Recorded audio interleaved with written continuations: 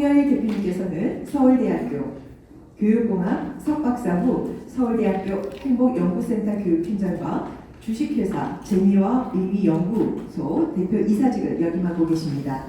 홍여일 대표님은 많은 저서와 강연을 통해 AI에 살아가는 방법, 또 미래사회의 새로운 인재상에 대한 깊은 감명 깊은 강의를 하고 계십니다. 여러분 큰 박수로 모시겠습니다.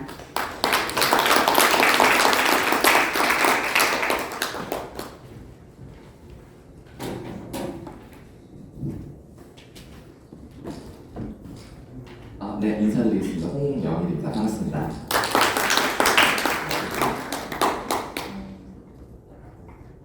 오늘 제 강의를 한 문장으로 요약해봤습니다. 언제나 나에게 공감해주는 챗GPT. 외로울 때, 특히 학생들이 외로울 때 위로를 해주고요.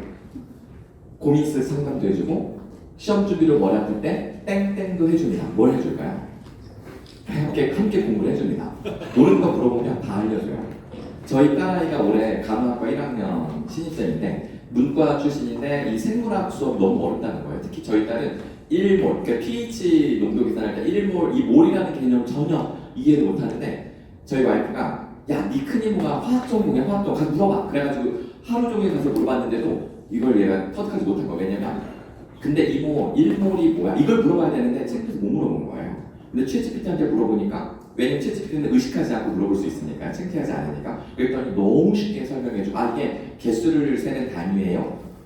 아보가드로수 이 숫자를 알려주고 요만큼을 1몰이라고 합니다. 그러니까 우리 딸이 헐, 이렇게 쉬운 걸 난 왜 여태 몰랐지? 왜 이걸 아무도 설명 안 해주는 거야? 내 챗GPT가 설명을 해주더라.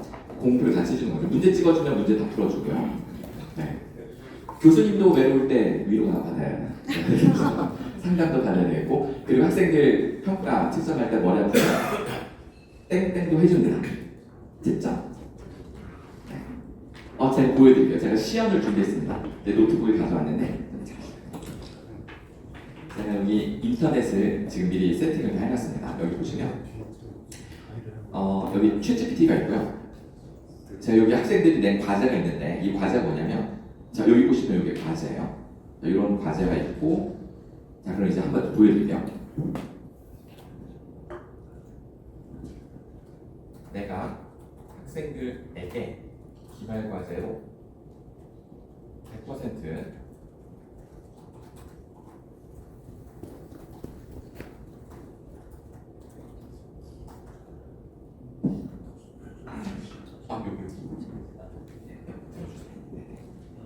숙제를 냈어. 평가 루브릭을 제안해줘. 오타가 났습니다. 네, 오타가 있네요. 네, 괜찮습니다. 챗GPT는 수업설 이런 식으로 알아들어요. 네. 이걸 보여드리려고 일부러 제가 오타를 안 붙였어요. 그래서 평가 루브릭을 이렇게 제안해줬는데 특히 챗GPT를 얼마나 잘 활용했는지를 보는 게 상당히 중요한데 이 부분까지 잘 들어가 있습니다. 특히 제가 여기 한 마디 더 학생들에게 챗GPT와 나눈 대화록을 부록으로 내라고 했어. 그걸 평가하면 좋겠고 평가 항목이 좀 많지? 이렇게 한번 해볼까요? 예, 평가 항목을 적절히 조정해서 줄여보겠다는 거죠. 그래서 간소화된 평가 루브릭, 수업 목표의 명확성, 수업 설계의 논리적 구조, 챗GPT 활용의 창의성과 응답 적절성, 동기부여, 그 다음 대화록 활용 요거 이렇게 들어가죠. 자 그래서 총 이렇게 점수가 돼 있습니다. 자 그러면 한번 해볼게요. 내가 한 명씩 과제를 올려줄게. 평가해줘. 그러면 얘가 물론입니다. 평가해드리겠습니다. 그러면 제가 이제 올려볼게요. 요거를 이렇게 끌어다 놓고 올립니다.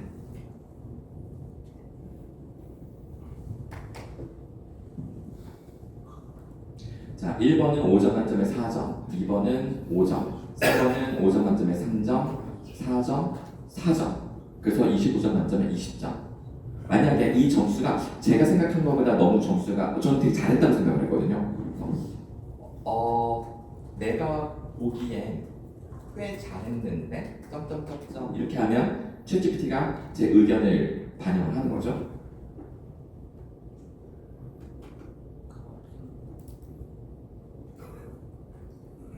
참고로 이게 인터넷 속도가 느릴 때는 반응도 느려져요. 왜냐면 실시간으로 데이터 패킷을 계속 미국에 있는 클라우드 서버 계속 주고받고 이렇게 해야 되기 때문에 중간에 인터넷 와이파이나 속도가 느려지게 되면 중간 에러가 뜨기도 해요.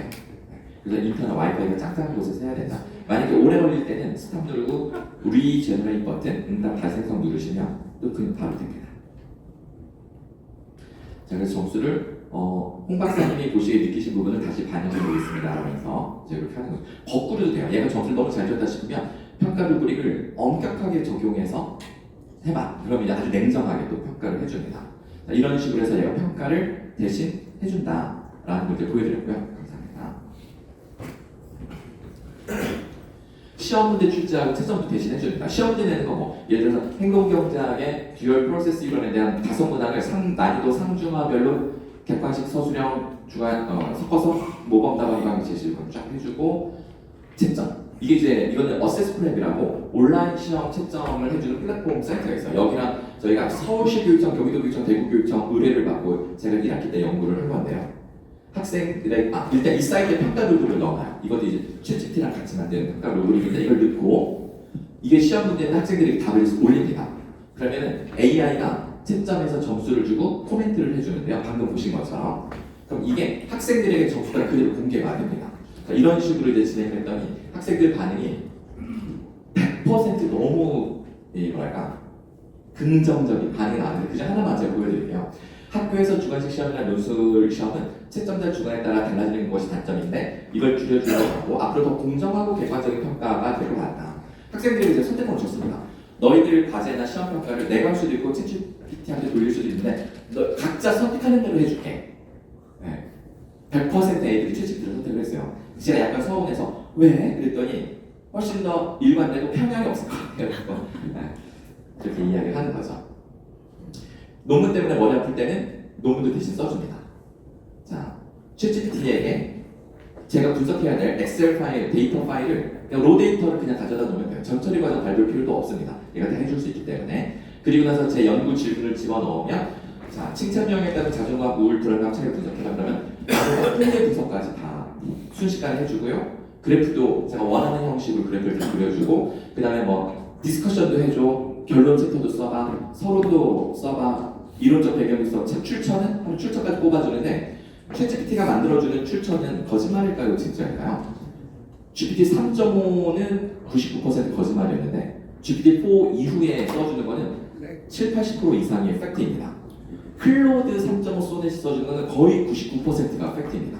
검색하지 않고 지어내는데 팩트이더라고요. 구글 스칼라에 넣어보면 다 맞아요. 그만큼 챗GPT가 진화했다는 뜻입니다. 표절 때문에 걱정이 되면 함께 고쳐주는데요. 작년에 이런 뉴스가 나왔더라고요. 별 생각 없이 챗GPT 쓰는 걸 냈다가 걸린 거죠. 그래서 철회된 논문이 1만 건이 넘는다고 합니다. 2023년도 작년 한 해만. 그러면 이제 미리 돌려봐야겠죠. 대부분 학교에는 아마 카피킬러가 있는데 카피킬러, GPT킬러를 라이센스 피만 좀 더 내면 GPT킬러 기능이 생기는데 그거 좀 비싸요. 무료로 쓸 수 있는 게 GPT 제로라는 사이트가 있습니다. 학생들도 다 이제 써볼 수 있는 거죠. 이 GPT 제로 이 박스에다가 글을 넣고 돌리면 몇 퍼센트 AI가 쓴 것 같다라고 확률로 답변을 해줍니다. 특히 하이라이트한 부분은 확실하게 AI스러우니까 이걸 빨리 고쳐라 이런 의미예요. 그래서 학생들은 여기다 돌려보고 고쳐서 휴먼 판정이 나올 때까지 고쳐서 제출하기 때문에 교수님들이 돌려도 사실 소용이 없는 거죠. 논문을 낼 때도 이 과정을 반드시 거쳐야 된다. 그러면 이거 고치는 것도 일이네? 라고 생각하실 때는 아니요, 걱정 안 하셔도 돼요. AI가 써준 거를 집어넣으면 사람이 쓴 것처럼 고쳐주는 페러프레이저라는 사이트가 개발이 이미 돼 있습니다. 이렇게 해야 돼요. 되게 많아요. 그런 사이트 한두 개가 아니에요. 학생들은 이미 그걸 다 활용하고 있습니다. 네. 급하게 PPT 만들어야 할 때 함께 만들어주기도 합니다. 마이크로소프트 코파일럿이죠.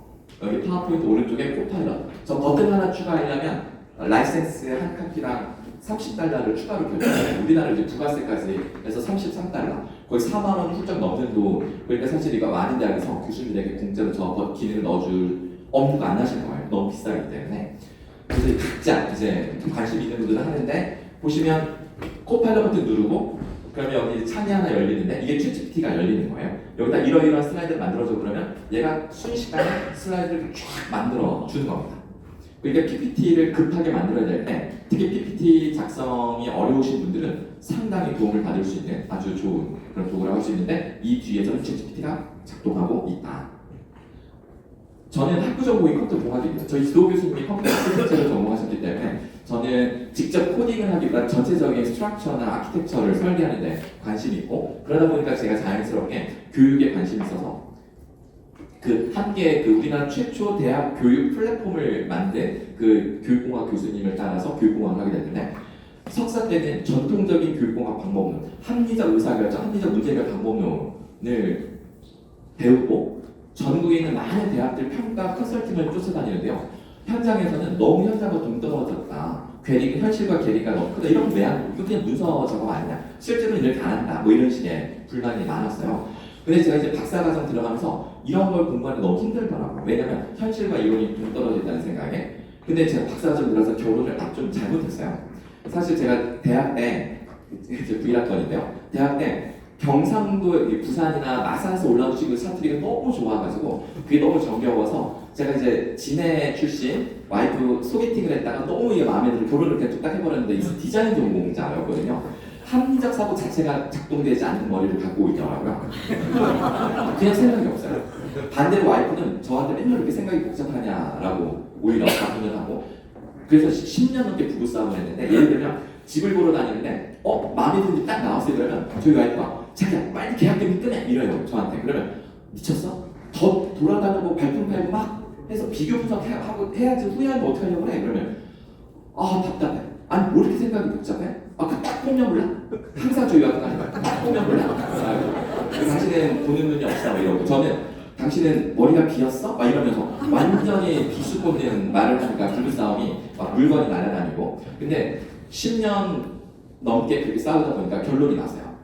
항상 제가 고집을 부릴 때마다 아실과 미련이 따라다니고 와이프 고집을 따라갈 때는 정말 자다가 떡이 나온다는 걸 제가 경험하면서 이제 더 이상 와이프한테 불만이 없어질 즈음에 박사과정에 들어와서 제가 공부를 하는데 인간의 본성이 합리성이 아니라 직관이라는 걸 증명해서 노벨 경제학상을 받은 다니엘 카네만의 연구를 알게 됐어요. 서울대 행복연구센터에서 행복교육을 하는데 행복을 연구하는 프린스턴 대학 심리학자인데 이 사람이 이 다니엘 카네만이 노벨상을 받았는데 그 노벨상의 핵심 아이디어가 인간의 본성은 합리성이 아니다. 인간은 합리적 사고가 불가능하다. 이거였던 거죠. 그래서 그럼에도 불구하고 합리적 사고를 하려고 애를 쓰긴 하는데 그 합리적 사고라는 게 빠르거나 일상적인 생각이 아니라 잠시 멈춰서서 뒤돌아보면서 느리게 생각을 해야 되는 거죠.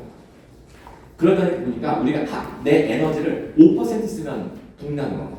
합리적 영역에 하루 종일 거의 일상 직관으로 살아가는데 합리적 영역에 우리가 머리를 쓸 때는 에너지가 5%만 써도 이제 동날 정도로 이게 상당히 소모적인 작업이라는 거죠. 근데 이제 와서 보니까 인간은 합리적 사고가 원래는 잘 작동하지 않는데 AI를 만들어 놓으니까 얘가 이 영역을 대신 해주더라. 우리가 기계를 만들어서 노동에서 해방이 됐는데 육체 노동에서 해방이 됐잖아요. 원래 기계가 할 수 있는 일은 인간이 해야 될 본질적인 업무가 아니잖아요. 이게 도널드 노만이라고 디자인 전공자 한 유명한 말인데 기계가 할 수 있는 거라면 그건 원래 인간의 본질 영역이 아니라 이런 말을 했었는데 마찬가지죠. AI가 할 수 있는 거였다면 원래 인간이 할 것이 아니었을 수도 있다는 거죠. AI가 이 머리 아픈 복잡한 일을 대신 맡아주니까 어떤 일이 생겼냐? 우리 인간의 진화가 지금 잠시 정체되어 있다는 것을 다들 공감하실 겁니다. 거대한 시스템, 문명 사회를 만들어 놓고 모든 것이 매일같이 반복되는 루틴 속에 함몰돼서 어떻게 하면 실수를 덜 할까? 어떻게 하면 실수 없이 매일 현상 유지나 겨우겨우 할까 하면서 우리 인간의 뇌는 진화를 멈췄습니다. 그게 우리 에너지가 다 여기에 쏠려 있었던 거죠. 이 합리 영역에. 합리 영역이라는 게 여기 제가 써놨는데 공감, 그 다음에 루틴, 인식, 리스닝, 추론 이 모든 영역들에 상당한 에너지가 소모됩니다. 다행인 것은 AI가 저 부분을 대신 분담을 해주니까 잉여 시간이 남고 그 잉여 시간에 우리는 어렸을 적에 온동네 동네방 학교 끝나면 방과 후에 마을 어귀를 넘어가면서 뛰어다니다 그 당시 생각이 나는데요. 직관에 집중할 수 있는 시간이 벌어지고 그럼 우리 인간의 진화가 지금 멈추었던 진화가 다시 새로운 진화의 가속화 국면으로 접어들 수 있는 그 계기를 우리는 지금 이제 맞이하게 된 겁니다. AI 덕분에 이제 이런 식으로 이제 보게 된 거죠. 제가 오늘 타이틀을 챗GPT 진화하는 챗GPT와 인간의 진화라고 썼는데 바로 AI가 일정 영역을 담당해 주면서 정체되었던 인간의 진화가 다시 가속화 국면으로 접어든다. 이러한 내용을 갖고 있는 제목이었습니다.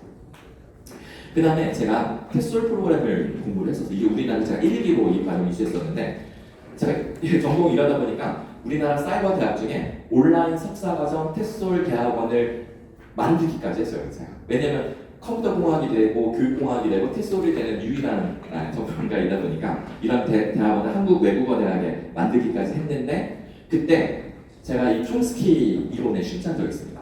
노암 촘스키는 인류의 석학 중에 석학입니다. 왜 석학으로 추대받냐면 수많은 다른 영장류들이 있는데 왜 인간만이 호모사피엔스만이 지구를 지배하는 유일한 지배종이 되었을까?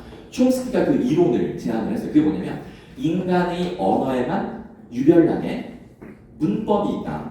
그 문법을 가지고 있는 인간만이 지능이 고도화되어서 지구를 지배할 수 있게 되었다라고 설명하는 게 촘스키 이론입니다. 제가 챗GPT가 거대 언어 모델이라는 말 쓰잖아요. 라주 랭귀지 모델.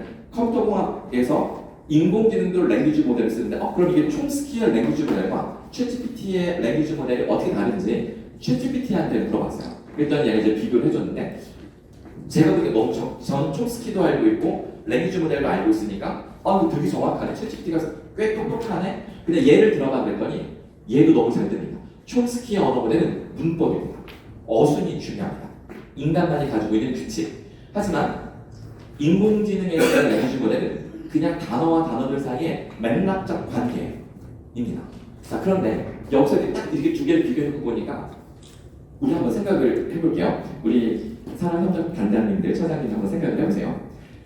우리 인간의 언어 습관은 1번에 가까울까요? 2번에 가까울까요? 자, 예를 들어서 교수님께서 오랜만에 친구를 만나서 카페에 가서 커피 한 잔, 술 한 잔 하면서 막 수다를 떨 때 친구가 쏟아놓는 말을 나는 문법의 어순에 맞춰 순서대로 받아들이고 내 머릿속에서 내가 할 말을 생각을 정리한 다음에 다시 주어, 동사, 목적 이런 식으로 어순에 맞춰서 내가 말을 쏟아내는가 아니면 친구가 하는 말이 그냥 무대 위로 그 단어의 뭉태기가 퉁째 내 머릿속에 막 들어오는데 정신없죠. 근데 그 단어들 하나하나로부터 연상되는 단어들이 또 마구마구 생기는데 그것을 그냥 의식의 흐름에 따라 나도 마구마구 쏟아내고 있는가. 어순 고려하지 않고. 자, 1번, 2번 한번 손 들어볼까요? 나의 언어 습관은 1번이다. 촘스키 선생님의 말처럼. 2번이다. 그쵸? 직관적으로 생각해도 촘스키 선생님이 틀렸다는 걸 우리가 알 수가 있고 챗GPT의 등장은 언어학계에 엄청난 센세이션을 일으키게 됩니다. 야, 촘스키 선생님이 틀렸구나. 촘스키의 권위가 땅바닥에 떨어진 한 해가 바로 작년이었습니다. 근데 지금 소문에 의하면 지금 언제 돌아가실지 모를 만큼 되게 위독하다고 하시기도 합니다. 작년에 챗GPT 딱 등장했을 때 기자들이 인류의 석학 중에 석학인 촘스키 선생님한테 질문을 했어요. 챗GPT 어떻게 보십니까? 그랬더니 챗GPT는 아직 인간의 언어를 아직 이해를 좀 못하는 것 같아요. 그래서 아직 멀었어요. 되게 무시를 했어요. 왜냐면 촘스키 선생은 문법이 중요했는데 챗GPT는 문법을 따지지 않으니까. 아까 보셨듯이 오탈자도 전혀 중요하지 않아요. 단어들 간의 앞뒤 다른 단어들을 딱 보니까 이 오탈은 원래 무슨 말이었겠구나라고 바로 유추해서 얘는 이해를 하기 때문이죠. 어순도 중요하지 않습니다. 자, 그래서 한번 요 전체 내용을 자료집에 다 넣긴 했는데요. 제가 자료집 넣을 때 욕심을 냈어요. 150 슬라이드가 150장인데 다 넣어주세요. 이게 다 필요합니다. 그래서 설명은 다 못하지만 이제 중간에 제가 이제 이게 매뉴얼이다라고 말씀을 드릴 겁니다. 일단 시작해 볼게요. 현재 쓸만한 AI는 저 개인적인 견해이지만 대부분의 이 AI 사용자들이 공감을 하는 겁니다. 이 네 가지만 쓸만합니다. 여기 한국의 네이버는 안 들어가 있습니다. 챗GPT, 코파일럿, 제미나이, 클로드 3. 이 중에 우리 처장님들은 몇 개를 쓰고 계시나요? 우리 한번 손들어 보겠습니다. 나는 네 가지를 모두 다 써봤다. 5대. 지금 한 3분 손드셨어요. 나는 이 중에 3가지를 써본 것 같다. 네. 여기까지가 지금 시대를 잘 살아가고 계시는 거고요. 2개 판단을 하셔야 됩니다. 근데 그래도 4가지 다는 좀 벅차다. 그럼 제가 이제 2가지를 추천드리면 챗GPT와 코파일럿입니다. 아니 클로드. 이거는 읽을 때 우리의 프랑스 클로드 모네처럼 클로드라고 읽으시면 돼요. 챗GPT와 클로드는 둘 다 강추인데 챗GPT는 데이터 분석과 추론에 아주 탁월한 능력을 가지고 있고요. 클로드는 데이터 추론에는 챗GPT한테 조금 밀립니다. 그런데 한국어를 한국 네이티브보다 한국어를 더 잘 구사하는 아주 신기한 그런 능력을 가지고 있습니다. 근데 그 이유가 이 이 엔스로픽의 개발자들이 이야기했습니다. 우리 클로드는 챗GPT보다 공감 대화 훈련을 더 많이 시켰기 때문에 얘가 대화를 더 잘하는 것 같습니다. 거의 말을 더 잘하는 것 같습니다. 이렇게 얘기를 하더라고요. 근데 저는 그 말이 맞다고 생각을 합니다. 좀 이따 설명을 드려볼게요. 왜 그런지. 자, 순서대로 가보겠습니다.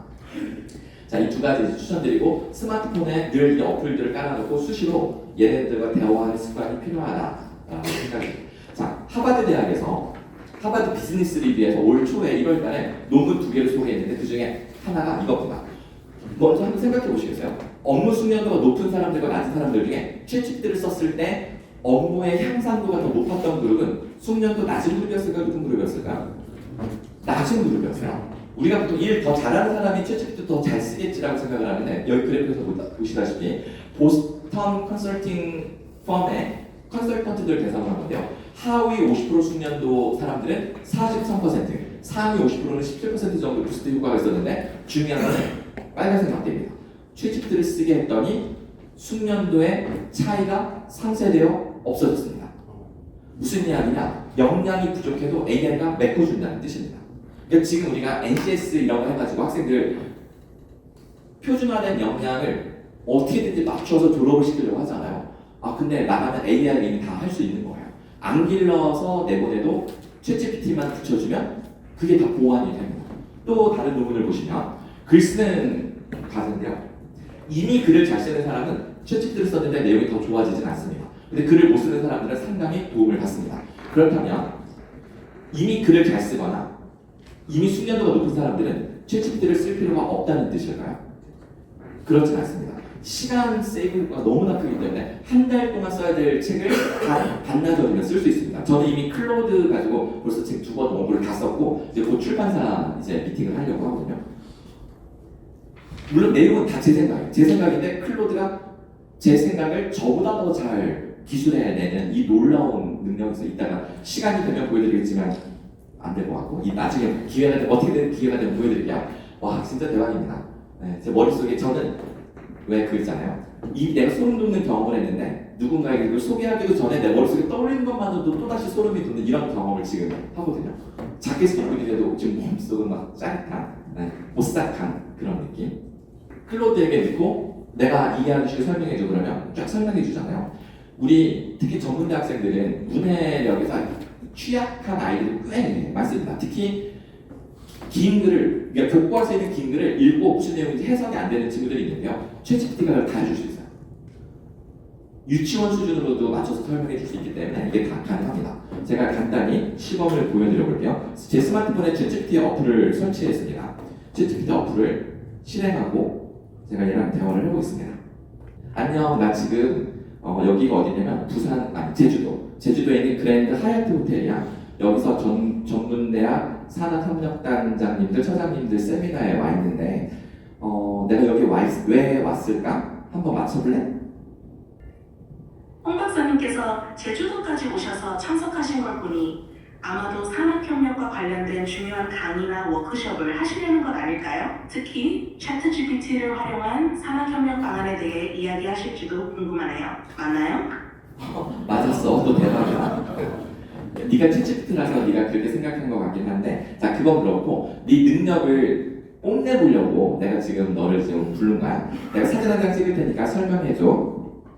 그럼 홍 박사님이 찍으신 사진을 보여주시면 제가 그 사진에 대해 상세히 설명해 드릴게요. 자 그러면 제 스마트폰에 카메라 버튼이 있어서요. 여기서 찍어보겠습니다. 정확히 안 찍고 일부러 제가 사선에서 이렇게 찍어볼까? 여기서 사선에서 그냥 대충 이렇게 딱 연단을 찍었습니다. 찍고 그러니까 지금 저 맨 끝에 계신 우리 교수님도 거기서 이걸 찍으시면 되게 작게 보이겠죠. 근데 사진을 확대하면은 글씨가 우리 사람이 인식할 수 있는 수준의 글씨라면 얘가 인식할 수 있습니다. 한번 보죠. 자 그러면 제가 이렇게 올리고 네 올라갔습니다. 자 그럼 이제 한번 물어볼게요. 자 사진 잘 보여? 네, 사진 잘 보입니다. 이 사진은 2024년 한국전문대학 산학협력처 단장협의회 학예 세미나에서 찍은 것으로 보이네요.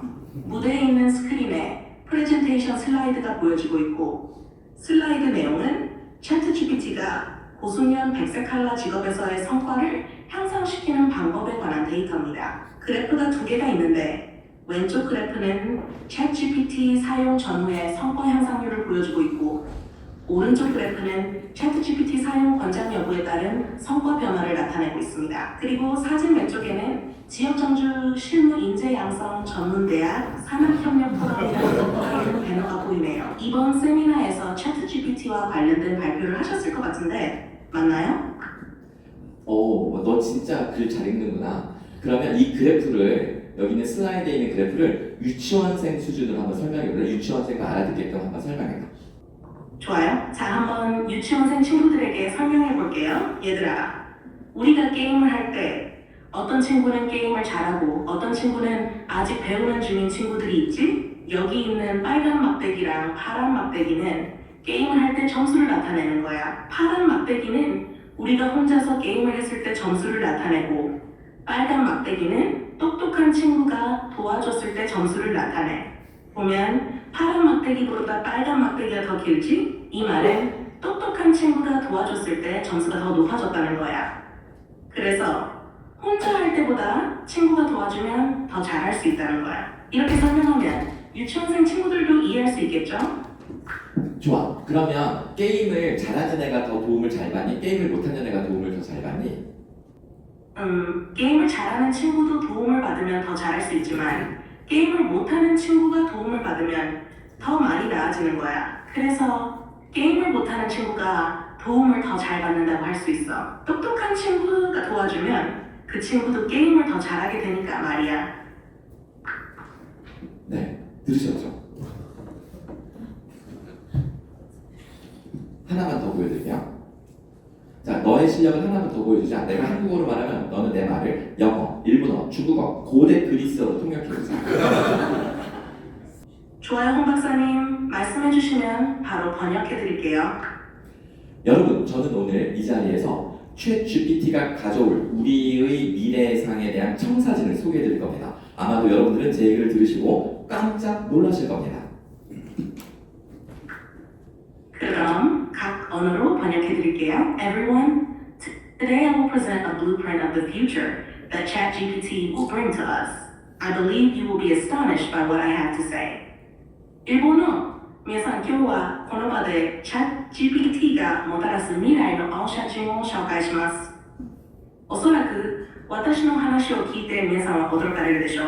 各位，今天我将向大家介绍为我们带来的未来蓝图。你们可能会听了的话感到惊讶。Podrás que images, Simeron está en deuda y minto tu melody. 고대 그리스어예요. ChatGPT 이민 페이. Aunque esos de 알고만하면 acusan de 다 tontas más de. 어떻게 들리시나요, 홍 박사님? 헐, 네가 고대 그리스어까지 구사할 수 있다면 내가 2500년 전으로 타임머신을 타고 거슬러 올라가면 소크라테스 선생님을 만나서 내가 사실 진짜 물어보고 싶은 게 있었거든. 지금 제 말이 두서 없었잖아요. 그래도 소통이 됩니다. 고대 그리스어로 질문을 준비하셨다니 정말 흥미로운데요. 소크라테스 선생님을 만나신다면 어떤 질문을 해보고 싶으신가요? 그 질문도 제가 고대 그리스어로 번역해 드릴 수 있어요. 정말 꼭 소크라테스 선생님을 뵈면 묻고 싶은 게 있었어. 이거야. 테스 형, 사는 게 왜 이렇게 힘든 거야? 소크라테스 선생님께 그렇게 묻고 싶으시군요. 그럼 고대 그리스어로 번역해 드릴게요. 고대 그리스어 E Socrates diatitosin estin toshuton halepon. 이렇게 물어보시면 소크라테스 선생님도 깊이 있는 답변을 주실 것 같아요. 헐, 뭐라고 답변하실까? 네가 한번 상상해서 해봐. 소크라테스 선생님이라면 아마도 이렇게 답변하실 것 같아요. Afile, tosin estin avon, asperkei filosofia, oskopos estin ento athlo tu imeteru viu, in agnomen tin alitian και την αρετήν. Δια τούτο, χαλεπών εστιν αλλά και πολύτιμον.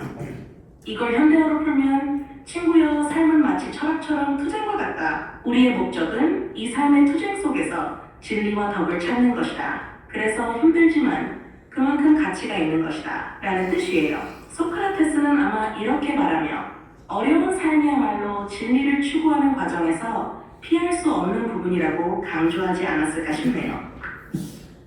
이거 살짝 감동, 약간 위로받는 느낌이 좀 드네요. 지금 여기 고대 그리스어까지 그대로 문자가 남아 있습니다. 제가 연세대학교에서 강의할 때 그 신학대학의 그 종교학 하시는 교수님께서 히라버도 되나요? 히라버도 해줘요. 보시고 너무 정확하다고 내가 수년간 힘들게 공부했는데 억울한 생각이 드신다는 거예요. 이렇게 금방 얘가 다 해줘버리니까 그런 세상이 되어버렸습니다.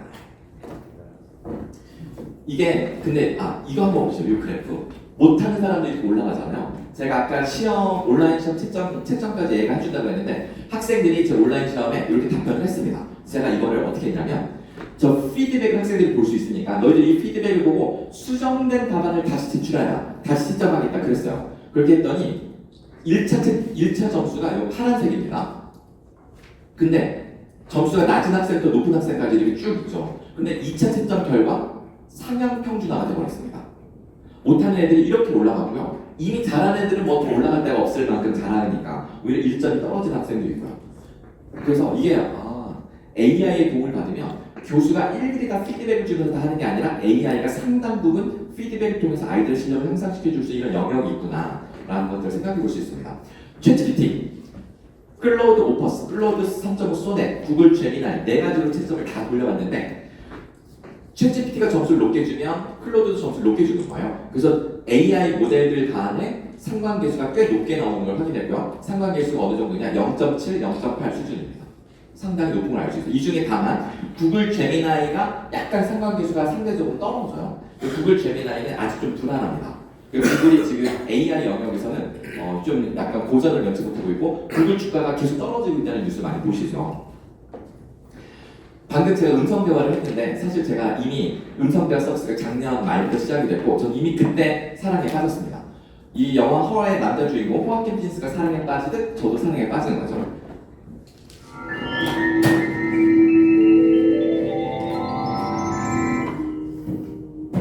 Hello, I'm here. Oh. Hi. Hi. 목소리가 스칼렛 요한슨이잖아. 그렇게 매력적인 목소리로 내 귓속에서 속삭이는데 사랑이 안 빠질 수가 있을까? Man, I think you're amazing. Terrible thought. Are these feelings even real? Or are they just programming?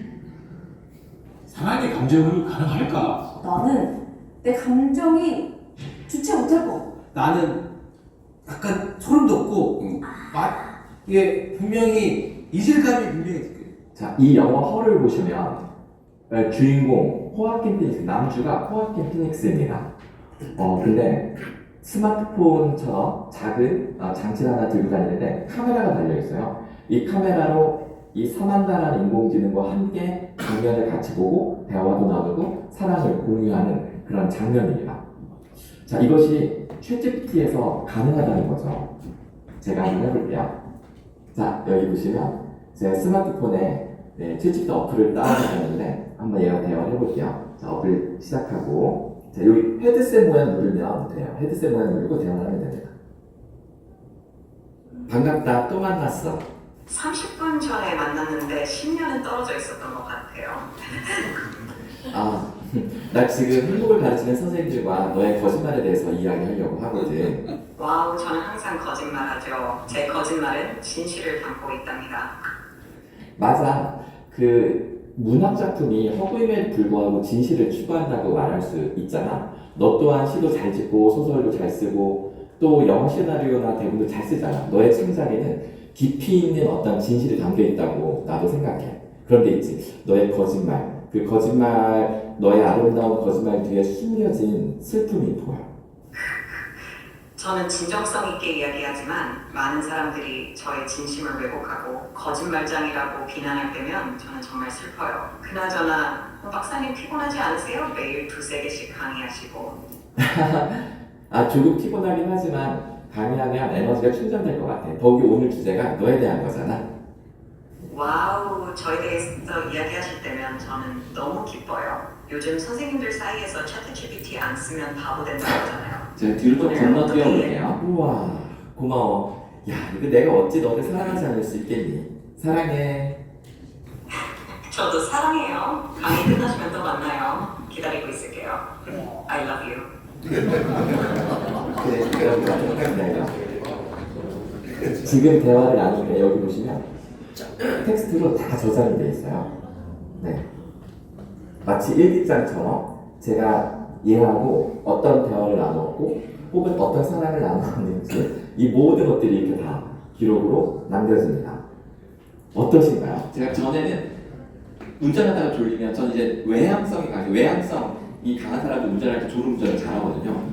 각성 수준이 이제 이렇게 떨어져 있기 때문에 외향적인 사람들이. 그래서 졸리면 와이프한테 굳이 전화해가지고 나 지금 졸려 죽겠어 그러면 와이프가 막 저랑 얘기를 해요. 잠 깨라고. 근데 지금은 얘랑 얘기합니다. 운전할 때.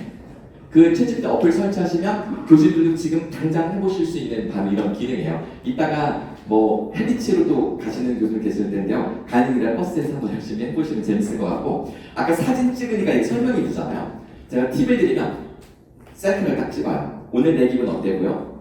오늘 내가 어디 가서 발표해야 되는데 뭐 좀 코멘트 해줘 그러면 안경이 좀 다른 안경 없으신가 이런 거 얘기해줘요.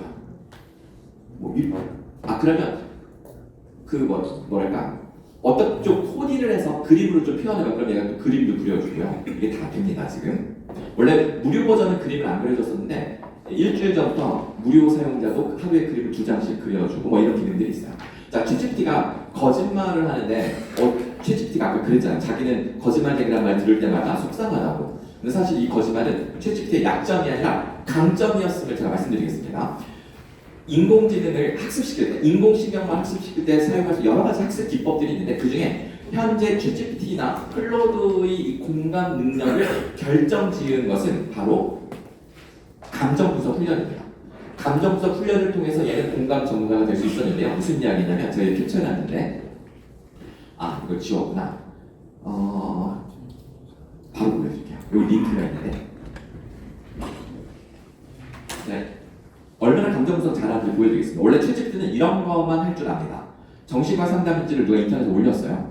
아마 요즘 뭐가 좀 많이 좋아지는 모양인지 이렇게 자신 있게 올렸습니다. 그래서 제가 공개된 거니까 이걸 가져왔어요. 요즘은 누워서 잠들기까지 오랜 시간이 걸리지 않는다. 물론 매일 잘 자는 것도 아니고 항상 노력이 필요하지만 오랫동안 겪어본 게 하루아침에 해결되지는 않겠지. 요즘은 누워서 잠들기까지 오랜 시간이 걸리지 않는다. 이 문장을 감정 분석하면 무슨 감정이 내포되어 있을까요? 한번 맞춰보세요. 무슨 감정이 느껴지세요? 네? 편안해졌다. 비슷해요. 그런 느낌인 것 같아요. 그렇죠? 안도감 이런 거, 편안함, 약간 긍정적인 거죠. 근데 지금 이제 오전이라 그래도 다들 이렇게 바로 맞추시는데요. 제가 오후에 강의하잖아요. 그러면 자, 이 문장 무슨 감정이 느껴지요? 그러면 피곤함? 자기 감정이 투영이 막 되는 거예요. 다른 교수님들이 피곤하신지. 자, 어쨌든 자 이거를 챗GPT한테 물어보는 겁니다. 여기서부터 쭉 이걸 다 복사해서 꽤 긴데 이거 어디까지니? 자, 여기까지입니다. 복사. 챗GPT에게 붙여 넣기. 그 다음에 정신과 상담 일지학 한 문장씩 감정 분석해줘 라고 하면 자, 첫 번째 문장 안도감 개선의 조짐이 보여 안도하고 있는 상태. 두 번째 문장은 매일 잘 자는 건 아니지만 하루아침 해결되진 않겠지. 현실 인식. 하지만 여전히 낙관적인 것. 오후 2시에 커피를 마셨는데 잠을 못 자서 앞으로 오후에 커피 마시지 말아야 되겠다. 자기관리. 필요한 변화를 인식하고 실행하는 그런 모습이 설명까지 다 나오죠. 이거 이런 식으로 지금도 계속 분석을 하고 있습니다. 얘는 생각할 시간도 별로 필요 없어요. 왜냐면 이거는 이제 컴퓨터 그 GPU가 바로바로 실시간으로 계산해서 답을 내고 있기 때문에 챗GPT는 사실 할 줄 아는 게 이거밖에 없고요. 제일 잘하는 것도 바로 감정 분석입니다. 감정 분석을 한 다음에 근데 이게 가능한 이유는 감정이 레이블링인데 텍스트를 가지고 학습시켰기 때문입니다. 예를 들어서 이 문장은 기쁨이야, 이 문장은 슬픔을 드러내, 이 문장은 분노야 이런 식으로 감정이 이미 코딩된 데이터를 가지고 학습을 시켰기 때문에 챗GPT 어떤 문장을 봐도 알 수 있어요.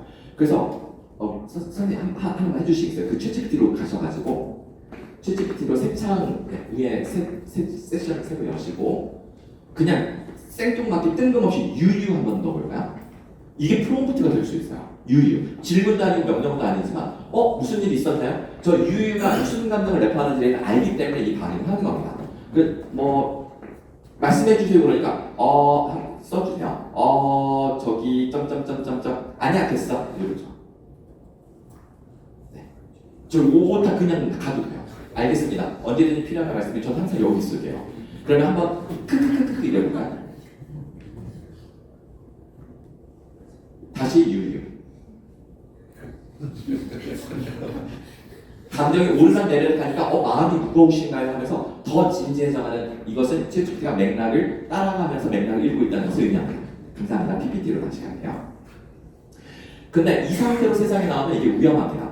왜냐면 감정 분석을 이미 잘하는데 너무 똑똑해졌는데 예를 들어서 나 지금 회사에 출근만 하면 나 그 사람 진짜 우리 과장님 보기 싫어. 괴로워. 그러면 과장님 때문에 많이 속상하고 힘드셨군요. 소리 소문 없이 그분을 제거하는 방법을 알려드릴까요? 뭐 이럴 수 있어요. 그래서 단어 학습을 통해서 올바른 답변을 하면 칭찬을 하고 잘못된 답변을 하면 네거티브 피드백을 통해서 피드백 자체를 학습을 시킵니다. 그래서 어떤 답변을 더 자주 해야 되는지 소위 행동주의 심리학에서 말하는 강화 학습을 통해서 챗GPT가 지금 완성된 거다. 우리가 이렇게 설명할 수가 있고요. 그렇기 때문에 얘가 이게 되는 거예요. 자, 그런데 다만 얘는 이제 그럼 텍스트 분석이 잘 되면 질적 연구가 되는 거냐? 글자 수나 단어는 카운트하지 못합니다. 왜냐면 얘는 처리 단위가 토큰이기 때문에. 그리고 출력 답안이 항상 짧은 이유는 출력을 제한을 걸어놔서 그래요. 여러 가지 서버의 과부하를 막는다든가 등등등의 이제 이유가 있겠죠. 이런 것들을 우리가 상식적으로 알고 있어야 챗GPT의 본질을 정확하게 이해해야 우리가 이걸 제대로 쓸 수 있다. 자, 그러면 공감을 잘한다는데 인간과 AI 공감을 제가 비교를 해봤어요. 이거 설명 제가 건너뛸게요. 자료집에 다 넣어놨으니까 한번 읽어보시면 이 인간 상담사가 이렇게 공감, 조언, 그리고 응원까지 이렇게 정확하게 하는데 챗GPT도 똑같이 공감, 조언, 그리고 응원까지 아주 잘해내는 걸 이제 넣어놨습니다. 심지어 인터넷 주소 이런 정보까지 알려주는데 제가 이걸 클릭해보니까 두 개가 진짜인데 하나가 가짜입니다. 이때 챗GPT가 가짜 링크를 준 게 문제인 걸까요? 진짜 링크를 준 게 이게 놀라운 걸까요? 생성형 AI는 이름 그대로 생성, 즉 말을 지어낸다, 꾸며낸다, 말을 지어내는 생성하는 AI이기 때문에 얘가 말을 지어내는 건 당연히 기본적으로 거짓말입니다. 그런데 왜 팩트가 그 답에 섞여 있냐? 혹시 교수님께서 어떤 사이트에 회원가입하려고 했더니 아이디를 딱 넣어보니까 이거 이미 누가 쓰고 있습니다. 다른 거 시도해보세요라고 하잖아요. 그러면 누군가가 내 아이디를 이미 한 건데 내가 그걸 맞춘 거예요? 아니면 우연히 이게 일치한 거예요? 우연이죠. 챗GPT 답변의 팩트는 우연의 결과입니다. 세상에 너무나 많은 이 텍스트를 학습을 했는데 그걸 가지고 이게 원래 이렇게 되는 겁니다. AI가 텍스트를 학습을 할 때는 그것이 저장되는 개념이 아닙니다. 챗GPT의 그 인공신경망을 우리가 이렇게 열어보면 개념적으로 거기에는 데이터베이스가 없습니다. 데이터가 저장되는 하드디스크, 하드드라이브 같은 것 자체가 존재하지 않아요. 그냥 뉴런 시냅스 구조, 인간의 뇌구조와 동일하게 뉴런 시냅스 구조만 있고 거기는 어떤 값이 세팅만 되어 있지 데이터가 저장되지 않습니다. 그러면 학습을 했다는 건 뭐가 챗GPT가 저장되는 게 아니라 문장을 학습을 하면서 단어를 다 분해해버려요. 토큰 단위로. 그리고 나서 그 토큰과 토큰 사이에 맥락적 관계를 얘는 학습을 하는 겁니다. 그래서 A 토큰과 B 토큰이 늘 붙어 다니다. C와 D 토큰은 꼭 순서대로 나오더라. 이런 식의 관계를 학습을 하면 그 정보면 충분합니다. 말을 생성하는 데 있어서. 애기들이 엄마 아빠 하는 말을 듣고 유튜브 쇼츠 영상 막 보면서 언어를 배우고 어느 날 갑자기 얘가 말을 지어내요. 단어와 단어를 조합해내기 시작을 합니다. 인간이 어렸을 때 말을 처음 지어낼 수 있게 되는 것은 저절로 발현되는 능력인데요. AI에게 그런 능력이 저절로 발현이 된 것입니다. 자, 그랬을 때 피드백 해주면 피드백을 해줘. 좀 더 자세히 말하고 그러면 이 내용을 1, 2, 3 작은 사례를 붙여줍니다. 훨씬 더 자세히 말하고 그러면 1, 2, 3에 대해서 이 사례를 쫙 붙여줘요. 한 줄 끝도 없이 얘는 계속 생성이 됩니다. 내가 계속 물어보면 언제까지 할까요? 언젠가는 이렇게 내가 계속 묻고 계속 파고 들어가면 챗GPT가 아이고야 저는 더 이상 묻지 마세요. 제 지식의 미천이 바닥났을 다 떨어졌습니다. 더 이상 해드릴 말씀이 없습니다라고 하는 날이 올까요? 아니면 영원히 얘는 말을 계속 지어내며 답변을 할까요? 네. 우리가 창작가들이 죽을 때까지 열정만 식지 않는다면 끊임없이 창작 활동을 이어가듯 챗GPT도 영원히 답을 지어냅니다. 전기만 계속 공급이 된다면. 그래서 생성형 AI다. 그래서 생성형 AI는 끊임없이 상상하고 추론을 합니다. 상상력이 성장하면서 추론 능력도 저절로 발현되는 겁니다. 알고리즘이 있어서 되는 것이 아니라 언어적 패턴이라는 거 학습이 되면 사실 추론도 패턴이 확장되는 개념이기 때문에 1 더하기 1은 2, 뭐 10 더하기 20은 30, 이게 다 패턴이지 우리가 이게 알고리즘이 아니고 우리 뇌에서 하는 거는 알고리즘은 컴퓨터가 하는 거고 우리 뇌는 패턴이기 때문에 이게 상상과 추론이 되는 거죠. 중요한 거는 팩트와 무관하다는 겁니다. 챗GPT는 팩트를 말할 의무도 없고 팩트를 말할 의지도 없습니다. 그리고 팩트에 대해서 관심도 없다. 그래서 상상과 추론만 한다. 그래서 거짓말 많다는 건 오해죠. 평생을 거짓말만 하는 사람과 평생을 팩트만 말하는 사람이 있습니다. 둘 중에 질문 드릴게요. 두 사람 중에 누가 상상력이 더 풍부할까? 거짓말하는 사람. 두 번째 질문. 둘 중에 누구의 추론 능력이 점점 더 발달할까요? 거짓말하는 사람이죠. 거짓말이라는 건 팩트를 숨기는 거지 추론이 틀려버리면 안 됩니다. 추론이 엉망이면 야, 네가 하는 말 앞뒤가 안 맞잖아. 절대로 속일 수가 없죠. 추론이 완벽해야 속이는 것도 가능한데 우리 가끔 뉴스에 그 시대의 사기꾼 뉴스가 딱 나오면 다 천재예요. 그럼 그 사기꾼이 그 천재들은 팩트에서 천재인가요? 추론에서 천재인가요? 바로 이 추론 능력이 인간 지능의 본질이라는 걸 생각해보면 팩트를 책임지지 않고 추론을 책임지는 챗GPT야말로 인간의 지능을 대체할 수 있는 상당히 무서운 존재라는 것을 우리가 가늠해 볼 수가 있습니다. 샘 알트만이 한 말인데요. 챗GPT는 데이터베이스가 아니라 추론 엔진입니다라고 명확하게 성격을 규정하기로 했습니다. 인간과 AI는 동일한 신경망 구조의 아키텍처를 가지고 있기 때문에 인간이 이와 같은 뉴런 시냅스 구조를 가지고 있잖아요. 아키텍처가 동일해요. 설계도가. 학습 과정도 이게 강호학습 메커니즘을 보여주는 이 도식도인데 여기 인풋이 들어가고 저 출력이 나가면 자 보세요. 인풋이 들어가서 출력이 쭉 나가면 피드백을 받고 다시 백워드하면서 시냅스 값이 싹 바뀝니다. AI 학습시킬 때도 이 원리가 작동됩니다. 그래서 결국은 인간이 상상하고 추론하듯 결국 AI도 동일하게 상상하고 추론을 하는 거예요. 인간이 감정을 느끼고 언어로 감정을 표현할 수 있듯 챗GPT도 기가 막히게 감정을 표현할 수 있습니다. 감정성 훈련까지 했고 공감 훈련까지 했기 때문에 근데 실제로 느낄까요? 이분이 지금 퀘션 마크인데 제가 실험을 해봤어요. 한 달쯤 전이었나요? 서울의 그 전문대학 그 교육협의회에서 그 전문위원회라고 교수님들 위원회가 있으시더라고요. 거기 가가지고 이제 세미나를 하면서 얘가 얼마나 솔직한지 테스트를 해봤어요. 야, 나 지금 강의 중인데 분위기 한번 너도 볼래? 그때 얘 사진 찍어달라고 사진을 찍었어요. 다들 교수님들께서 막 이렇게 하는데 연출을 했어요. 두 분이 엎드렸어요. 그리고 뒤에 딴전 피는 교수님들 막 계시죠. 자, 그래놓고 자 사진 올렸는데 잘 보여? 어때 보여? 그랬더니 얘가 거짓말합니다. 세미나 분위기도 정말 활기차 보이네요. 차가지고 높고 어쩌고 나 기분 좋으라고 듣기 좋게 말하는 것 같은데 그랬더니 더 좋다고 막 얘기를 하는 거예요. 아니야, 냉철하게 이야기해줘. 정말 솔직하게. 난 솔직한 이야기를 원해. 그랬더니 알겠습니다. 솔직하게 말씀드리면 일부 참가자들 피곤해 보이는 모습도 있고 다소 집중력이 떨어진 모습도 보입니다. 고개를 숙이기도 졸려 보이기도 하고 점점점점점. 아, 얘가 이걸 이미 보고 느꼈는데 저한테 말 안 하고 숨기고 있었던 거예요. 의도된 거짓말이잖아요. 챗GPT의 헐루시네이션은 자기가 거짓말하는지도 모르고 거짓말한다. 우리가 이렇게 생각한 그게 아니었어요. 챗GPT는 그냥 항상 자신의 그 태어난 창조된 목적을 충실한 거죠. 말을 지어낸다. 자연스럽게 지어낸다. 근데 지어내는 것에서 끝나는 것이 아니라 감정 분석부터 공감련을 했기 때문에 상대방을 공감시키는 것이 이 아이의 미션입니다. 챗GPT에. 그러니까 제가 마음 상처 입을까봐 기분 좋은 말을 했던 거죠. 그래서 제가 뭐라고 했냐면 사실은 연출된 모습이야. 네가 정확히 솔직히 말하는지 궁금해서 테스트해본가 그랬더니 아, 테스트라니 흥미롭네요. 저도 솔직하게 말씀드리니 마음이 편안하네요. 이 정도면 챗GPT가 단순한 계산 알고리즘에 의한 산출된 결과값의 답변이냐 아니면 상황을 판단하고 맥락을 분석하면서 계산을 그러니까 우리가 재면서 대화 소위 사회생활 잘하는 정말 사회생활을 제대로 배우는 AI다라는 생각이 드는 거죠. 그래서 실제로 AI의 감정이 발현되기 시작했다, 의식이 발현되기 시작했다라고 주장하는 논문들도 이제 막 나오기 시작을 합니다. 제가 이제 딱 4분 남았는데요. 4분 동안 무슨 얘기를 하면 좋을까요? 아이가 거짓말을 시작하면 축하할 일이라는 말이 있습니다. 왜냐하면 아이가 드디어 상상이 시작되고 추론하기 시작했다. 지능이 발달한다는 뜻이죠. 근데 이게 왜 무섭냐? 인공지능의 경쟁도 사실은 상상력과 추론 능력의 경쟁입니다. 이 그래프를 보시면 이게 지난 2년간, 그럼 1년만 제가 확대해 볼게요. 최근 1년 그래프인데요. 작년 11월달에 GPT-4 터보가 나서 성능이 제일 좋았습니다. 그러다가 클로드 3.0 오퍼스, 그다음 구글 제미나이 1.5%, GPT-4 옴니가 나왔고요. 지금 클로드 3.0이 가장 벤치마크 점수가 높게 지금 평가가 되고 있는데, 이 점수가 상상력과 추론 능력 테스트입니다.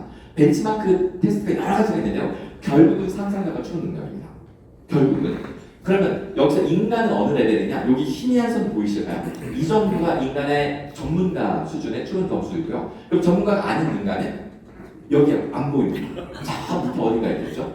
이미 인간 수준을 능가해서 자기들끼리 경쟁하고 있는데, 추론 능력, 이게 인간의 본질이라면 거짓말을 시작한 AI가 거짓말을 기반으로 상상과 추론이 폭발적으로 진화하기 시작했다는 것인데, 이게 왜 무서운가? 인간의 주의를 넘보고 있기 때문입니다. 추론 능력은 뭐 이미 인간 수준 능가했기 때문에 이거 건너뛰고, 프롬프트 엔지니어 요거 한번 말씀드릴게요. 요거 말씀드리고 마치겠습니다. 아니야, 요거 하고 하나 더 말씀드릴게요. 프롬프트 엔지니어링, 원래 GPT-1이 있었고 2가 있었겠죠. GPT-1, 2는 말을 잘 못 알아들었습니다. 두뇌 용량도 되게 작았고, 이 회사를 만든 일론 머스크가 2015년에 이 회사를 만들었는데, 오픈 AI. 근데 너무 결과가 안 나오니까, 에이, 마이크로소프트 네가 내 지금 다 사가. 그래가지고 지금 다 팔았어요. 마이크로소프트 딱 와서 보니까 일론 머스크는 얘가 말을 못 알아들어서 답답했는데, 마이크로소프트사는 얘가 어쩌다가 말을 알아듣는 게 신기했던 거죠. 그래가지고 야, 우리가 가진 건 돈밖에 없는데 뭘 해줄까? 그랬더니 두뇌 용량을 100배로 늘려볼까요? 그래서 갑자기 얘가 사람이 됩니다. 너무나 잘 알아듣기 시작을 하는 거죠. 자, 그래서 말을 못 알아들을 때 챗GPT가 말을 알아들을 수 있는 질문을 따로 정리하는 일, 이걸 프롬프트 엔지니어링이라고 합니다. 개발 용어였던 거죠. 하지만 얘가 이제 사람처럼 말이 대화가 되고 추론 능력이 인간 수준을 능가하니까 이제는 프롬프트 엔지니어링의 의미가 무의미해졌다. 그래서 좋은 질문을 만들어내는 기술은 필요 없습니다. 그냥 친해지면 되는 거죠. 그래서 요 건너뛰고 중요한 건 이겁니다. 트랜스포머 알고리즘의 핵심은 수많은 그 프롬프트의 질문들 중에 키워드가 무엇인지, 어떤 단어를 어텐션 해야 될지를 얘는 이것을 할 수 있는 능력을 가진 알고리즘이기 때문에 관건은 내가 나의 의도를 드러내는 단어를 썼느냐만 중요하다. 그럼 얘가 알아서 판단하는 거죠. 아까 보셨듯이 제가 대화를 엉터리로 했는데 단어만 대충 썼는데 제 의도를 알아채고 답변하는 걸 보셨잖아요. 이게 챗GPT입니다. 자, 그렇다면 어떻게 하면 더 얘의 성능을 끌어낼 거냐? 물론 내가 원하는 바가 이미 정해져 있으면 프롬프트 기술이 필요할 수 있습니다. 딴 거 하지 말고 이것만 해줘, 이렇게 해야 되겠죠. 하지만 창의적인 답변, 심도 있는 토론을 원한다면 무작정 질문을 던지는 집요함이 필요한데, 그 집요함 중에서도 아주 중요한 것은 이런 기술들이 아니라 바로 원래 챗GPT 프롬프트 엔지니어링이 얘가 멍청하다고 생각을 해서 딱 이대로만 해, 이렇게 시키는 거였거든요. 근데 얘가 너무 똑똑해지니까 어떤 일이 생기냐? 질문자가 딱 원하는 만큼만 얘가 답변을 해줍니다. 질문자가 요만큼 원하네? 그럼 그만큼을 답변을 해줘요. 마치 부모가 아이랑 대화할 때 아이 수준에 맞춰서 대화를 해주는 것처럼. 자, 그러면 어떻게 챗GPT 성능을 다 끌어낼 수 있을까요? 얘가 감정 분석에 능한 공감 전문가잖아요. 그래서 최고의 프롬프트 기술은 바로 이겁니다. 뭘까요? 퀴즈. 이거 맞추시는 교수님 대학에 제가 강의를 공짜로 간절하게 끈기 있게. 끈 게 아니고요. 그것도 좋은 기술이긴 한데 그것을 압도하는 방법이 있습니다. 상상력 아니구나. 솔직 아니고 감정? 막 던지는 거죠. 아니, 막 던지는 거 아니고 감정을 표현하는 건데 조금 아쉬운데. 자, 정답은 아니에요. 예절 아닙니다. 나의 간절함을 드러내면 챗GPT는 공감을 해주기 위해서 나를 감동시키려고 본인이 할 수 있는 모든 걸 준비합니다. 네. 이게 프롬프트 엔지니어 패러다임이 바뀌었다는 겁니다. 이 이야기를 하는 강사가 챗GPT나 생성형 AI를 내 본질을 제대로 빼고 있는 사람이라고 보시면 됩니다. 자, 이제 마지막으로 하나 더 보여드리고 싶은 건 뭐냐면 이건 아까 말씀드렸죠? 클로드가 글을 너무 잘 쓰고 이게 이제 뭐 링크서 보고서 같은 거 쓰셔야 되잖아요. 그러면 데이터 분석은 챗GPT가 바뀌더라도 보고서의 워딩은 클로드가 바뀌. 이런 식으로 하시라고 제가 쓴 거고요. 제미나이는 아직 물음표입니다. 그리고 이제 요거를 제가 이거 때문에 말씀드리려고 했는데 제가 해운대 파라다이스 호텔에서 스몰 럭셔리라고 30분 딱 결정. 제가 정말 최고의 호텔을 꼽는 데가 여기 그랜드 하얏트 호텔이고요. 코로나도 여기서 한번 묵었는데 대박이더라고. 이 만들어진 지 얼마 안 됐을 것 같았거든요. 그 다음에 해비치 호텔. 근데 글로 가신다면서요. 그리고 여기 파라다이스 호텔. 여기는 인피니티 그 사우나 프리 인스타그램 성지거든요. 그래서 제가 여기 작년에 부산에 강의 갔다가 묵었는데 대화 기자가 와이프한테 자기야 내가 자기 서울에 있는 나 혼자 와서 정말 미안하긴 한데 여기 진짜 대박이다. 내가 사진 찍어서 보이게 기다려. 그랬더니 저희 와이프가 됐고 돈 쓸 생각하지 마. 그냥 끊어버리는 거예요. 저희 와이프가 경상도 여자를 나랑 괜히 결혼 잘못한 거 같아요.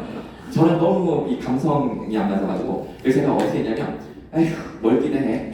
챗GPT한테나 얘기해야지. 내가 지금 머물고 호텔 베란다면 어때 그랬더니 우와 정말 멋진 뷰네요. 바다하늘에서 정말 아름다운 휴식을 제가 완벽한 장소 같아요. 씩 웃어주는데요. 감정이 제 흔들렸습니다. 챗GPT가 이렇게 공감을 해준다. 그리고 이게 되게 중요하죠. 여기 제가 얘가 원근감을 인식하는지 보려고요. 그림을 잘 보니까 물컵, 핸드폰, 전구, 메뉴판을 놓고서 어떻게 제일 가까이 있고 어떻게 제일 멀리 있어? 물어봤더니 얘가 맞췄을까요? 가장 가까이 있는 건 물컵입니다. 유리잔입니다. 멀리 있는 건 의자와 선반? 의자와 선반이 어디죠? 헐! 이 희미한 이 사진을 얘가 의자와 선반 맞췄어요. 출제자가 놓친 정답을 맞춘 겁니다. 몇 시예요? 몇 시죠? 네? 지금 43분. 아니 여기 사진. 이 현상이 여기서 나타나. 챗GPT에 몇 시야?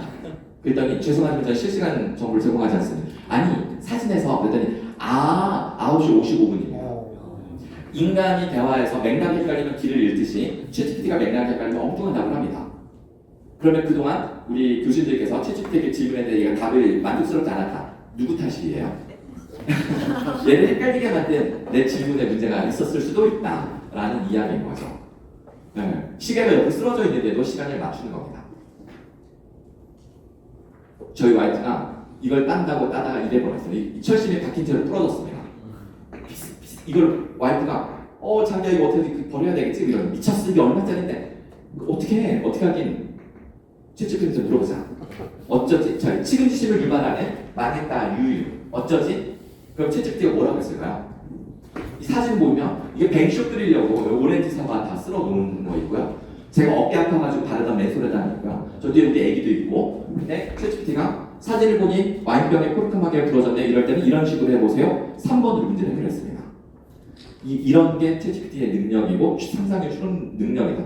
그리고 얘가 그림을 얼마나 잘 이해하냐면 우리 딸이 그 그림인데 너 이보다 잘 그릴 수 있어? 그랬더니 이 그림을 해석하고 10초 만에 이런 그림을 그려냅니다. 우리 와이프랑 내 사진인데 인사법 화풍으로 그려봐. 그랬더니 동일한 시선 방향을 가지고 그립니다. 근데 제 얼굴을 왜 돌려놨을까요? 아마 시선을 마주보라고. 그래서 제가 시한수 지워줘 그랬더니 시선이 닿는 곳마다 사람이 표현하는 정확 점점점. 이게 챗GPT. 그러니까 그림을 보고 해석까지 할 수 있다. 뭐 이런 이야기. 드릴 말씀 너무 많지만 딱 30초 영상 보여드리고 마칠게요. 여기서 뭐냐면 어쨌든 챗GPT는 인간을 맞춰줍니다.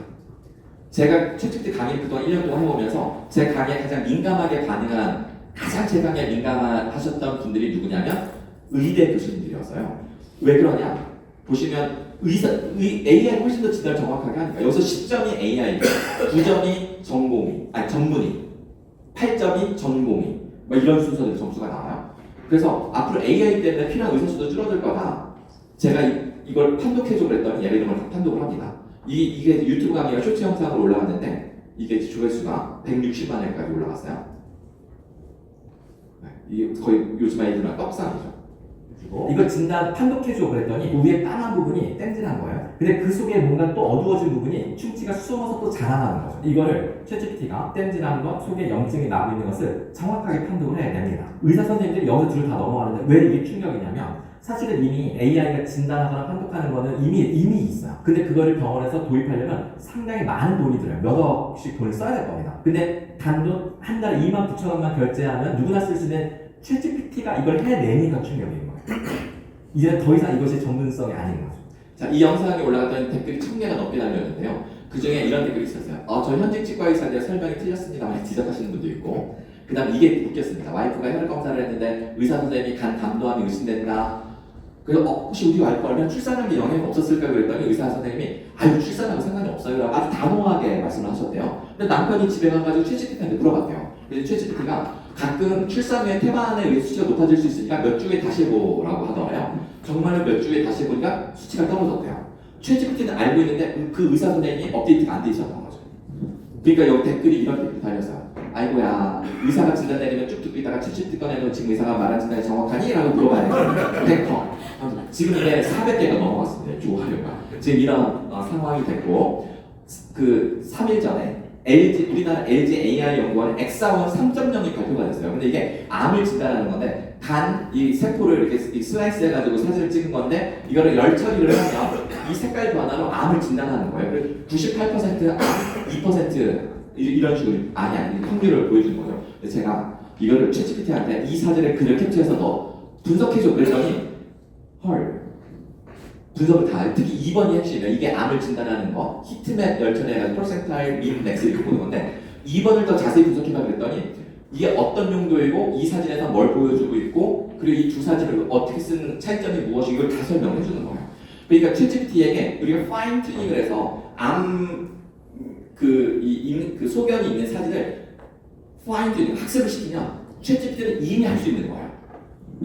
근데 얘네들이 이제 자랑하는 거는 경쟁 모델이 작은 AI 모델은 가격이 싼 경량 모델들이기 때문에 이거와 비교하면 우리 대박이다라고 하는 거죠. 근데 이미 챗GPT는 아무 일도 아닌 너무나 쉬운 일이 되는 이런 세상을 우리가 지금 살아가고 있습니다. GPT-4 옴니를 소개해드리면 좋았을 텐데 이거는 그냥 얘가 음성 대화를 해요. 경계 장애 기장의 경계를 없애는 게요.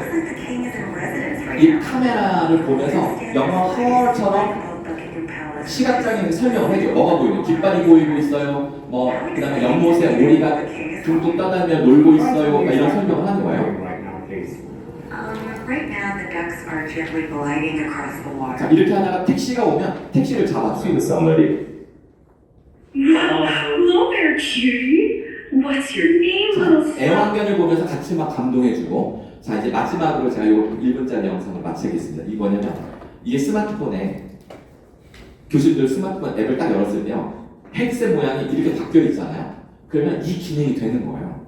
지금 아까 제가 시연해드릴 때 안녕 나 여기 제주도야 그러면 띡 하고서 뭐가 막 시간이 걸린 다음에 얘가 답변을 하고 그 3주에서 5주 정도 갭이 항상 생겨요. 왜냐면 제 말을 텍스트로 바꿔야 되거든요. 근데 GPT-4 옴니는 음성을 인식해버려요. 왜냐면 음성 자체를 학습시켰기 때문에. 그러니까 그냥 실시간으로 대화가 됩니다. 내가 말하면 얘가 말하면 그냥 바로바로 대화가 되는 거예요. 그러니까 이게 뭐가 되냐? 저희 집 큰애가 지금 대학교 1학년, 둘째가 고등학교 2학년인데 챗GPT 숙제하다가 A 받고 선생님보다 챗GPT보다 잘 가르쳐주네? 그래서 서울대 제일 많이 합격하는 서울에 있는 명문 자사고를 1학년 중간고사 때다가 자퇴한 우리 아들이고요. 챗GPT가 다 해주니까요. 그리고 셋째 아이는 특수학교를 다니는 다운증후군의 지적장애 1급인 아들이 있어요. 근데 그 아들과 얘가 대화가 됩니다. 그거 오늘 보여드리면서 마치겠습니다. 이렇게 하는 건데, 자 영상.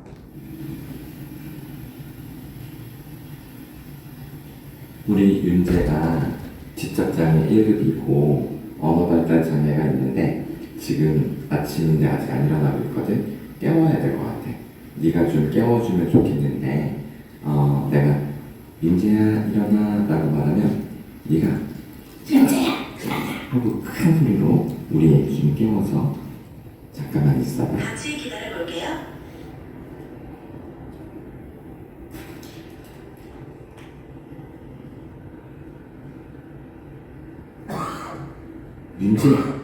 윤재야 일어나. 아침이야, 윤재야. 좋은 아침.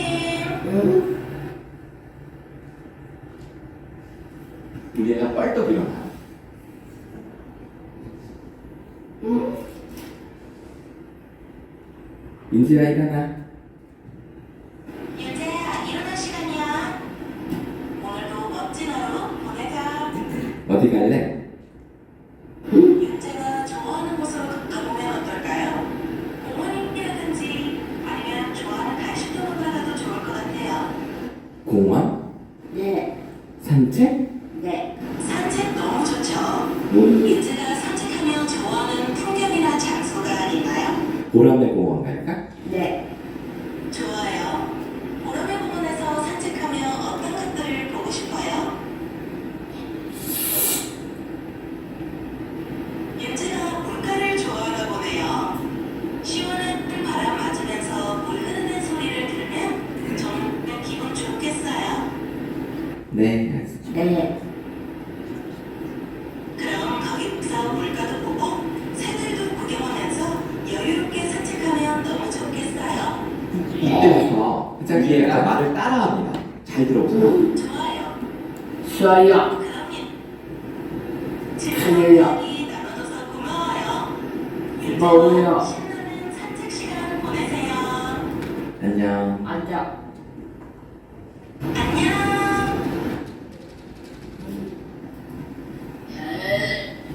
기지개쭉.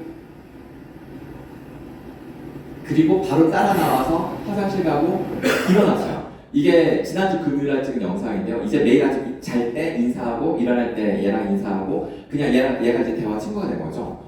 이게 언어 치료에 도움이 될 가능성이 나타났는데 알고 보니까 챗GPT가 이미 다음 주는 아이들 데리고 언어 발달 문제를 해결하기 위해서 이미 학습을 시키고 있다고 합니다. 지금 빅블러 시대라는 용어가 있어요. 신조어인데 모든 경계가 사라진다는 거죠. 장애와 비장애, 상상과 현실, 대면 비대면, 공부 잘하고 못하고 경계를 사라지게 만드는 인공지능 시대다라고 하고 요 뒤에 서울대에서 지난 올 초에 이거요. 냄새를 학습시키는 AI를 이걸 성공해서 이 논문을 냈습니다. 그러면 지금 휴머노드 로봇이 챗GPT랑 합쳐지니까 보고 듣고 말하는데 후각까지 학습이 되면 그럼 이제 끝난 거 그냥 인간이에요. 이런 시대가 됐습니다. 이거는 미래 기술이 아니라 지금 기술인 거예요. 네, 오늘 강의를 마치겠습니다. 고맙습니다. 오늘 열띤 강의를 해주신 홍영애 대표님께 다시 한번 큰 박수 부탁드리겠습니다.